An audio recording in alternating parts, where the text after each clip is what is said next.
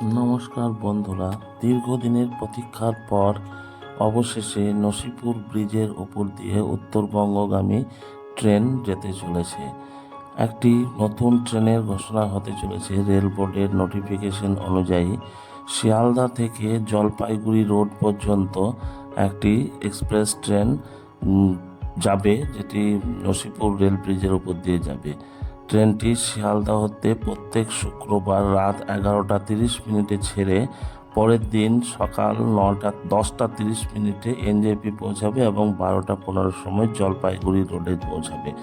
পরদিন অর্থাৎ শনিবার রাত 8টা 30 মিনিটে জলপাইগুড়ি রোড হতে ছেড়ে রবিবার সকালে শিয়ালদায় পৌঁছাবে। ট্রেনটি পথের মধ্যে Naihati, Krishnanagar, Ranaghat, Baharampur, Azimganj, Jangipur road, new Farakka, Malda town, Shamsi, Aluabari road, Barsoi হয়ে কিষানগঞ্জ হয়ে এনজেপি পৌঁছাবে এবং এনজেপির পর একদম জলপাইগুড়ি রোডে থামবে।